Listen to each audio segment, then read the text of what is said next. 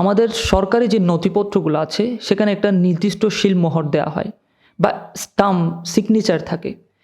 এটার কারণ হলো যখন সরকারি নথিপত্রে একটা স্টাম্প পড়ে যায়, একটা সিগনেচার পড়ে যায়, তখন সেটাকে ডুপ্লিকেট করতে কেউ সাহস করে না, সহজে এটাকে চুরি করতে চায় না, কারণ মনের মধ্যে একটা ভয় কাজ করে যদি ধরা খেয়ে যায় তাহলে তো জামিন নাই, এজন্য এটা চুরি করতে চায় না। ঠিক তেমনিভাবে ভালো কাজের পূর্বে তাসমিয়াটাও একটা শিলমোহরের মতো কাজ করে।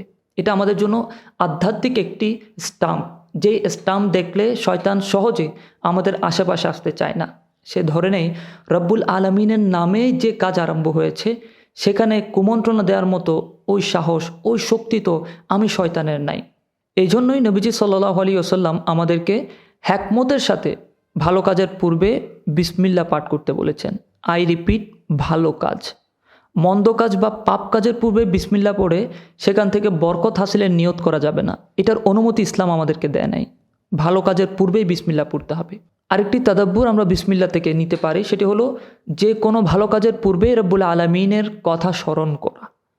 তিনি আমাদেরকে সহযোগিতা করবেন, তিনি আমাদের সাথে আছেন, এই কথাটা যখন আমাদের বারবার মনে পড়বে, বারবার স্মরণ করব, তখন আধ্যাত্মিকভাবে একটা শক্তি, একটা বরকত আমাদের মধ্যে আসবে। এটা আমরা ফিল করতে পারবো।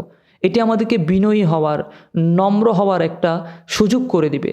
কারণ আমরা তো মানুষ এবং আমাদের চিন্তা চেতনা এমন, কোনো কাজ সম্পন্ন হলেই আমরা বলি এই কাজটা আমি একাই করেছি, আমার কোনো সহযোগী ছিল না। কিন্তু যখন বিসমিল্লাহ পড়ব তখন রব্বুল আলমিনের পক্ষ থেকে স্পেশাল দয়া আমাদের জন্য বরাদ্দ হয়ে যাচ্ছে।